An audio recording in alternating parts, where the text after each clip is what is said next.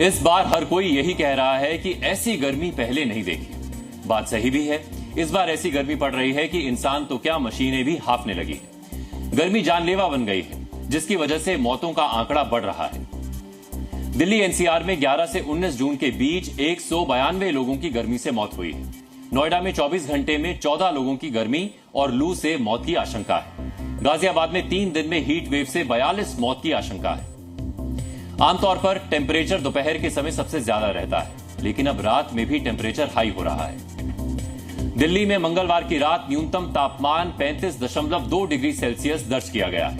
इससे पहले 3 जून 2010 को 34.7 डिग्री सेल्सियस का उच्च न्यूनतम तापमान दर्ज हुआ था। मैदान हो या पहाड़, इस बार गर्मी ने सब बराबर कर दिया है, जिसकी सबसे बड़ी वजह ग्लोबल वार्मिंग है, जिससे एशिया हो या यूरोप, हर जगह कहर ढा रखा है। सऊदी अरब के मक्का में हज यात्रा के दौरान तीर्थयात्री गर्मी से परेशान हैं। इस वर्ष हज यात्रा पर करीब 18 लाख तीर्थयात्री पहुंचे, लेकिन भीषण गर्मी ने यहां हालात बिगाड़ दिए। सऊदी सरकार की तरफ से किए गए तमाम इंतजाम 51.8 डिग्री सेल्सियस के सामने नाकाम हो गए, जिसकी वजह से मक्का में बड़ी संख्या में तीर्थयात्रियों की मौत हुई है। मक्का में गर्मी की वजह से 12 जून से 19 जून के बीच 577 हज यात्रियों की मौत हुई है। पिछले वर्ष हज यात्रा के समय गर्मी से 240 लोगों की मौत हुई थी। गर्मी से मरने वालों में 323 नागरिक इजिप्ट के और 60 जॉर्डन के हैं। इसके अलावा ईरान, इंडोनेशिया और सेनेगल के हज यात्रियों की भी मौत हुई है। सऊदी अरब ने सभी तीर्थ यात्रियों को छाते इस्तेमाल करने की सलाह दी है। इसके अलावा उन्हें लगातार पानी पीने और धूप से बचने के लिए कहा गया है। हम स्पाइस जेट का एक वीडियो दिखाते हैं, जहां फ्लाइट के उड़ान भरने से पहले ही यात्रियों के होश उड़ गए। स्पाइस जेट की फ्लाइट SG476 को दिल्ली से दरभंगा जाना था। यात्री फ्लाइट में बैठे थे।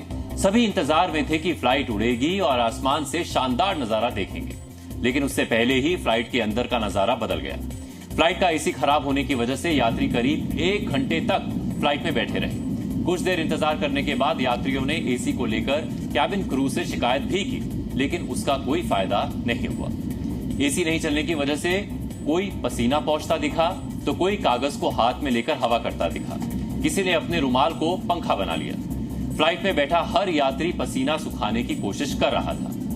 स्पाइस जेट की फ्लाइट की एक भी सीट खाली नहीं थी। हर सीट पर यात्री बैठा है। फ्लाइट के अंदर यात्री होने और एसी नहीं चलने की वजह से गर्मी और बढ़ गई, जिससे महंगा टिकट खरीद कर आए यात्री पसीना पसीना हो गए। ट्रेन के अंदर, बस के अंदर शायद आपने लोगों को हाथ से पंखा करते हुए देखा होगा, लेकिन स्पाइस जेट के अंदर हाथ से पंखा करने और पसीना सुखाते यात्रियों की ये सबसे लेटेस्ट तस्वीर है।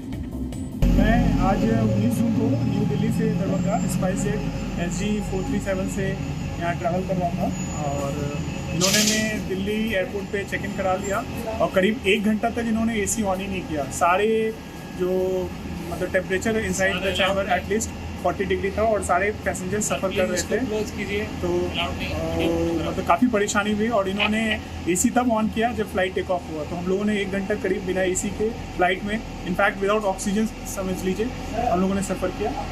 ये कहानी है उसका।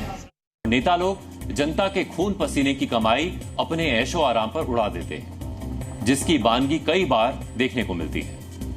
अब आंध्र प्रदेश के पूर्व मुख्यमंत्री और YSRCP चीफ जगन मोहन रेड्डी पर आरोप है कि उन्होंने सरकारी खजाने से अपने लिए महल बनवा लिया। यह महल विशाखापट्टनम की ऋषिकोंडा हिल पर बनाया गया है, जो कितना भव्य और आलीशान है आप देख ही रहे हैं।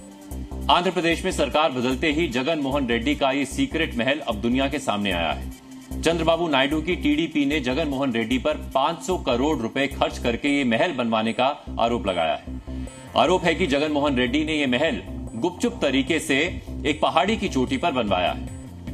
TDP नेता मीडिया को लेकर इस आलीशान ऋषिकोंडा हिल पैलेस पर पहुंचे तो इसकी भव्यता देखकर हर कोई हैरान हो गया।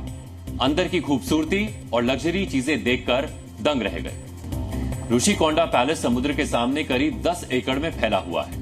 इस प्रोजेक्ट को 15 महीने की डेडलाइन के साथ 91 करोड़ रुपए के बजट के साथ स्टार होटल के रूप में लॉन्च किया गया था, लेकिन 95 करोड़ रुपए सिर्फ जमीन को समतल करने और 21 करोड़ रुपए आसपास के इलाकों को सुंदर बनाने में खर्च कर दिए गए। यही नहीं, सीक्रेट कंस्ट्रक्शन दूर से ना दिखाई दे, इसके लिए चारों तरफ 20 फीट की ऊंची बैरिकेडिंग की गई थी। इसमें 7 लग्जरी बिल्डिंग्स हैं और उनमें से 3 खास तौर पर रेजिडेंशियल बिल्डिंग है। जगन मोहन रेड्डी के इस महल में 12 बेडरूम्स हैं। आरोप है कि महल के इंटीरियर डेकोरेशन के लिए सामान और फर्नीचर पर करीब 33 करोड़ रुपए खर्च किए गए। सड़कों, नहरों और पार्कों के विकास पर 50 करोड़ का खर्च आया। इन लग्जरी सुविधाओं पर लगभग 500 करोड़ रुपए खर्च किए गए। हालांकि जगन मोहन रेड्डी की पार्टी कह रही है कि ये महल जगन मोहन रेड्डी की निजी संपत्तियां नहीं है, बल्कि सरकारी संपत्ति है। लेकिन टीडीपी का दावा है कि ये आलीशान इमारत जगन मोहन रेड्डी के लिए एक कैंप दफ्तर के रूप में काम करने के लिए बनाई गई थी। लेकिन इससे पहले कि जगन इस इमारत में प्रवेश करते, वो मुख्यमंत्री की कुर्सी से आउट हो गए। This is a shame on you, Jagan Reddy, to spend crores of rupees, public money, on your own luxuries. You've always been speaking about poor people, a battle between poor and the rich. We have seen this kind of visuals in Baghdad after Saddam Hussein was dethroned. After Saddam Hussein was, pulled out of his chair. These kind of visuals we have seen when, Gaddafi in Libya was thrown out by the people in Libya. We have seen these kind of visuals in Gaddafi's palace. So after Gaddafi and Saddam, I think in the current generation, you're the third dictator to build these kind of palaces.